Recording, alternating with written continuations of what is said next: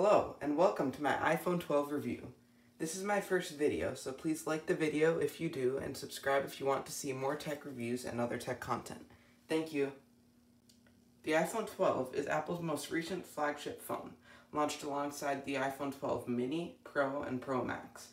I got this phone on Christmas of 2020. I have been using it for about 8 months, and I would like to share my thoughts on this phone.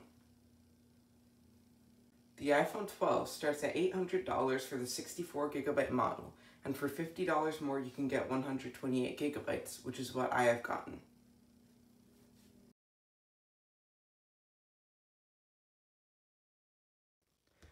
One of the most notable changes in the iPhone 12 is the new design.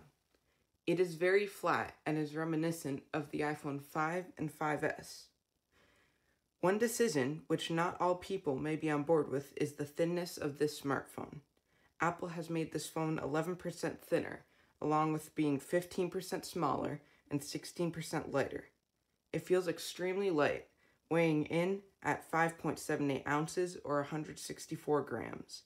It fits more roughly into the hand, which is something some people may like, while others will prefer the design of the iPhone 11 and other iPhones. The iPhone has flat aluminum sides and dual-ion glass on the back. The glass attracts many fingerprints, as you can see with some fingerprints on the back that have already been gained after a few minutes of recording.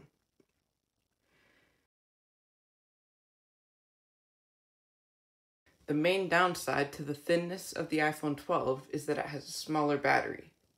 This phone has a 2,815 mAh battery, compared to the 3,110 mAh battery in the iPhone 11. However, this phone can last through most days with about 40 to 20% left, and Apple claims the same amount of video playback for both phones. The iPhone 12, like the iPhone 11 series, can fast charge at 20 watts, which can bring it up to 50% in 30 minutes, and 100% in around an hour and a half. This phone ships with a free USB-C to Lightning cable, although this cable is not compatible with most USB-A chargers that people use. This charger is a nice thing to have, although it would have been nice if Apple either shipped the phone with a USB-A cable, or if they shipped it with a fast charger or even a 5-watt charger.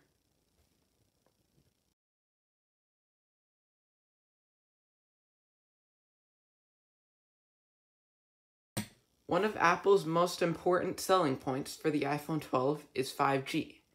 This is the first iPhone that Apple has made with 5G capability. They claim that 5G just got real, but in reality, this claim is simply not true.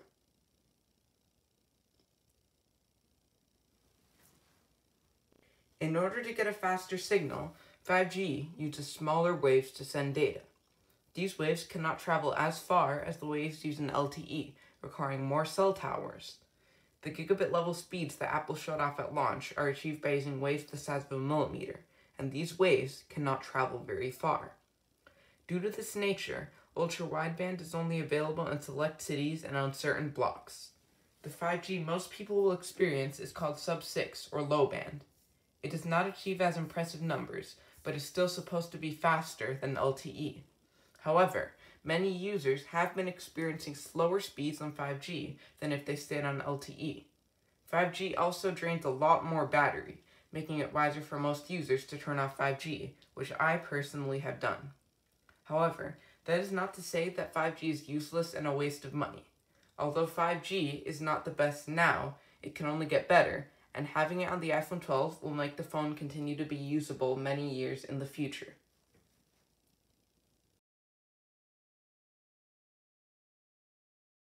For the iPhone 12 series, Apple worked with Corning to invent a new type of glass called ceramic shield.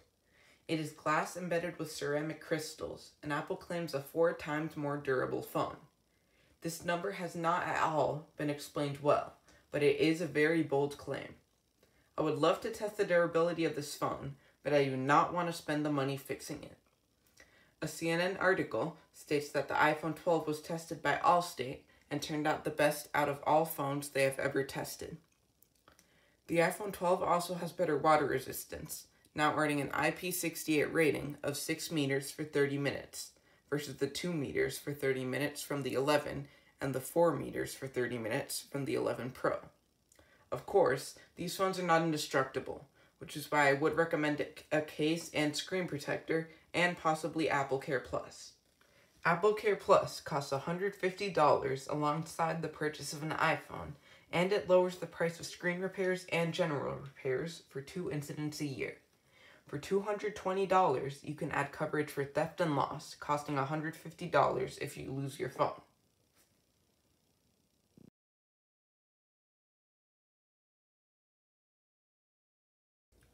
One of this iPhone's biggest improvements over last year's is the display. It has a 1080p OLED HDR display, which is a lot more vibrant than the 720p LCD display on the iPhone 11. It is compatible with Dolby Vision and HDR10, and has amazing quality in shows and movies, as well as pictures. I would recommend watching Our Planet on Netflix, a beautiful docuseries that takes advantage of the Dolby Vision HDR format. The iPhone 12 has a 60Hz display, which may be a disappointment to some. It is missing the smoothness of a 120Hz display, but most people will not notice this difference unless they have owned and used a device with a 120Hz display. The display on the 12 also has smaller bezels than the iPhone 11, but it still has a notch to fit in Face ID. The notch may seem big at first to most people, but for the most part it melts into the experience and becomes less noticeable as you use the phone.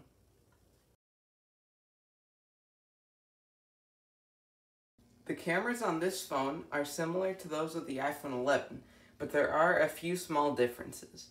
For one, the main sensor has a new 7-element lens with an aperture of f1.6 versus the f1.8 aperture of the iPhone 11, but it still has the same resolution of 12 megapixels.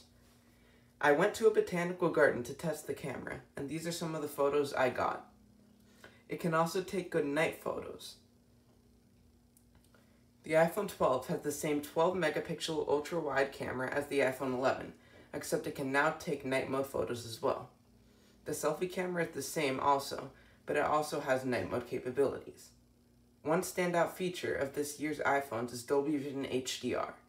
The main sensor can take 4K Dolby Vision HDR video at 30 frames per second, and the Pro phones can get that same video at 60 frames per second. I would love to show this video, but most displays are not compatible with this form of HDR. The iPhone 12 is missing the telephoto sensor and the LiDAR scanner, but the 2 lenses it does have are very reliable and high quality.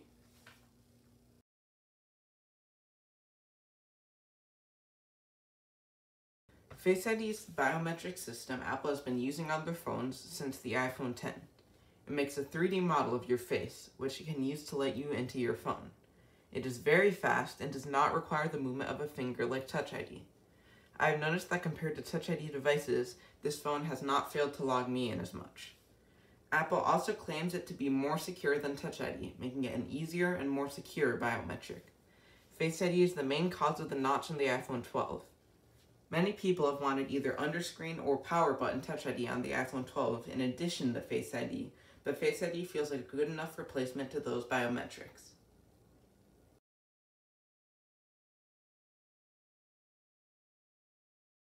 The iPhone 12 has the first 5nm processor in an iPhone, the A14 chip. It is a hexa-core processor with 4 high-efficiency cores and 2 high-performance cores. It is one of the fastest smartphone chips out there currently.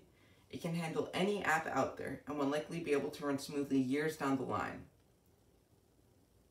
The iPhone 12 boasts an impressive 600,000 score on Antutu, which is 50% higher than the score from an A12 chip, which was only made 2 years ago. This chip is not just fast, it's also extremely efficient, and when running less intensive apps, the phone can get extremely good battery life.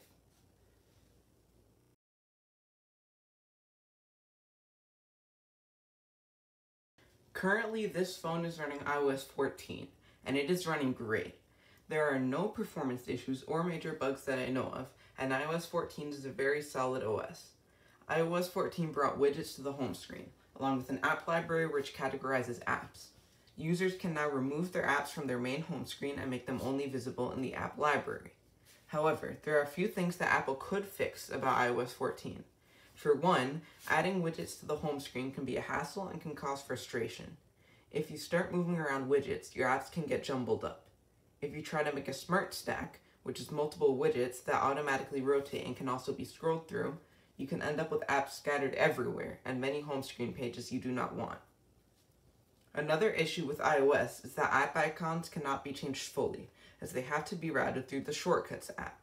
Whenever you open an app with a custom icon, it will open Shortcuts first and then open the app, making everything slower. Overall, even with its issues, iOS is still a solid operating system, and iOS 14 is no different.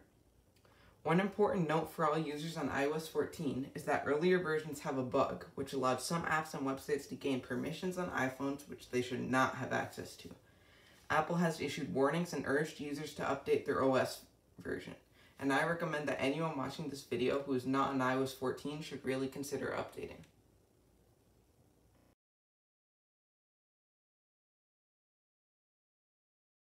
Overall, the iPhone 12 is a solid phone offering for $800. It is not perfect, and I would not consider it as exciting as other phones like the Galaxy S21, but it is powerful, has good cameras, and will make most users satisfied. I am happy with this phone, and I will continue to use it in the future. I would recommend it to anyone who likes to use their phone a lot and wants a good camera, but does not want to spend $1,000 or more on a phone. Now, some of you may have noticed that I have not mentioned MagSafe, the new magnetic system on the back of the phone. This is because I have not gotten hold of a MagSafe case, wallet, or charger, and would therefore not be able to share my opinion. Thank you for watching, and please like and subscribe if you like my content, and comment if you have any questions. Have a nice day!